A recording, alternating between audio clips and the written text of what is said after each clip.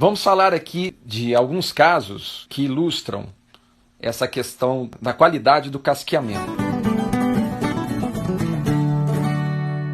Eu realizei esse trabalho durante muitos anos, dando assistência podológica, não só realizando intervenções de casqueamento e ferrajamento, mas também dando treinamento para pessoas que seriam destinadas a essa função. E muitas vezes o proprietário do cavalo, que contrata o profissional, costuma comprometer a qualidade do trabalho. De que maneira? Fazendo sugestões, emitindo opiniões que possam causar prejuízo ao cavalo. Já aconteceu comigo um caso em que, quando eu terminei o casqueamento, o proprietário estava junto comigo, ele disse: mas você tirou muito pouco material, eu gostaria que você tirasse mais. Então nós, com todo o cuidado, querendo preservar a estrutura, dando robustez ao casco e apenas fazendo um trabalho de balanceamento, e ele querendo que nós tirássemos mais. Por quê? Porque ele estava acostumado a esse tipo de intervenção. Há casqueadores que, quando terminam o trabalho de grosa na muralha de um casco, eles fazem um pequeno montículo de casco ralado no local onde eles estão operando, né? Como se fosse ali uma montanha de queijo ralado. E muitos proprietários gostam de ver isso. Eles acham que o trabalho tem que ser assim. É preciso tirar muito material do casco. E na verdade não. Isso é um grande engano. Nós devemos tirar o mínimo de material, dando estética ao casco e balanceando o casco progressivamente. É um processo de construção. Não dá para nós fazermos um trabalho consciente de recuperação da estrutura do casco ou de manutenção de imediato. Às vezes nós precisamos de várias intervenções para ir aos poucos construindo aquela condição anatômica que vai favorecer o cavalo. O casco, em média, cresce em torno de 1,5 cm por mês. Então eu posso trocar o casco do cavalo todinho. E a cada 40 dias eu fazendo uma intervenção, e se eu sei que ele cresce em média 1,5 cm por mês, depois de alguns meses eu consigo renovar toda essa estrutura e colocar tudo no lugar. É só vocês medirem aí mais ou menos a altura de um casco para vocês terem uma ideia de quantos meses levaria para nós fazermos essa renovação. Há cavalos com metabolismo de crescimento de casco mais acelerado e há cavalos com metabolismo de crescimento mais lento. Não é igual para todos os cavalos. É como a nossa unha. Tem pessoas que têm um crescimento de unha mais veloz e outras mais lento. O cavalo a mesma coisa. Qual é o cavalo que renova, que nós conseguimos um resultado mais rápido? Aquele que tem um metabolismo de crescimento mais rápido, porque eu consigo trocar, né? Substituir o casco dele com mais rapidez, substituir no sentido de ir renovando e construindo a condição podológica que pode beneficiá-lo com menos tempo, porque ele se renova mais rapidamente, né? Nós temos que lembrar que, apesar de o casco estar em constante crescimento, ele também está em constante desgaste. O cavalo, ao se locomover, provoca desgaste no casco. Na época em que o cavalo não era domesticado, o desgaste era compensado pelo crescimento. Sobretudo porque o cavalo selvagem ele andava em locais onde o desgaste era menor no casco. Superfícies menos abrasivas. Hoje o cavalo é utilizado em pisos de cimento, de pedra, de asfalto, estradas com muita pedra, e tudo isso agride a estrutura do casco e provoca um desgaste mais acelerado. Daí a necessidade de, em alguns casos, nós colocarmos a ferradura.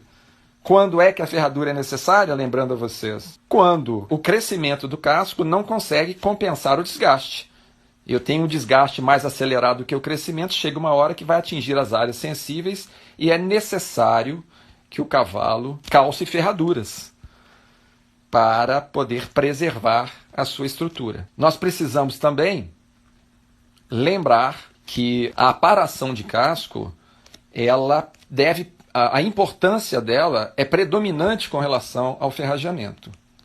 Isso é importantíssimo. Por quê? Porque a ferradura é um acessório, é um equipamento, é uma peça que nós vamos trocar eventualmente. Mas o casco não, o casco faz parte do cavalo.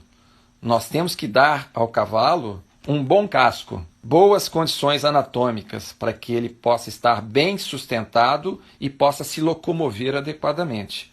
Então, para que nós possamos fazer esse trabalho de dar ao cavalo essas condições, o que é que nós temos que fazer? Ter conhecimento relacionado a essas questões que aqui estão sendo colocadas, para que o cavalo seja beneficiado. Obviamente, se eu não vou operar, eu tenho que ter a prestação de serviço de um profissional que possa fazer isso pelo meu cavalo. É muito importante isso, né? Tomar cuidado com o profissional que nós escolhemos para realizar as intervenções podológicas no nosso cavalo. Porque nós dissemos outro dia e vamos repetir, sem cascos não há cavalos. Isso é uma frase que é dita há séculos no meio equestre, né? Para traduzir a importância do sistema podológico para os cavalos.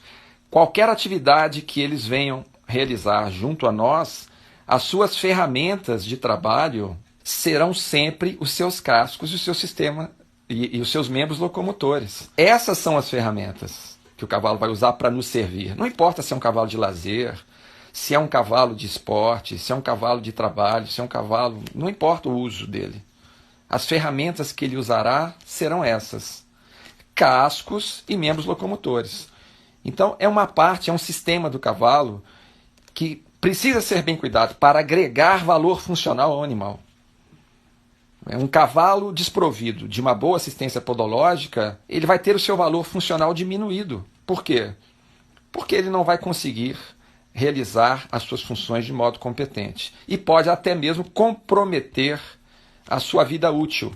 Há cavalos que diminuem o seu tempo de vida útil devido a problemas de cascos e membros locomotores. Não é? Muitos casos de cavalos assim. As principais afecções de cavalos que estão a nosso serviço, como cavalos de montaria, de equitação, no que se refere ao sistema de sustentação e locomoção, ocorrem no sistema digital do cavalo, que é aquela parte do membro locomotor que compreende boleto, quartela e casco. A maior parte das afecções ocorre ali. Devido a essa estrutura, né, essa parte, o sistema digital, ser muito articulado e muito vascularizado. Só no sistema digital nós temos 3 articulações. Uma entre o osso da canela e a primeira falange, outra entre a primeira e a segunda falange, e outra entre a segunda e a terceira falange, que são os ossos digitais. Eles precisam estar alinhados, os ossos digitais. Uma pessoa que faz uma intervenção indevida no casco e deixa ele achinelado ou fincado, vai promover um desalinhamento dos ossos digitais. Esse desalinhamento provoca pontos de pressão indevida nas articulações.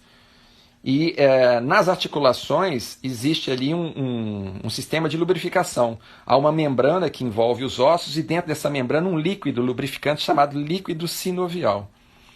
Então, quando há um atrito, suponhamos que esse aqui seja o encaixe ideal entre os ossos digitais.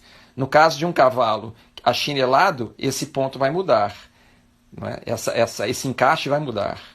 E mudando esse encaixe, eu posso provocar uma pressão indevida em algum ponto articular e ocasionar um rompimento dessa membrana e vazamento de líquido sinovial. E num primeiro momento pode causar ali o que nós chamamos de uma tara mole, uma ova mole. Faz uma bolinha ali, a bolinha é o líquido que vazou.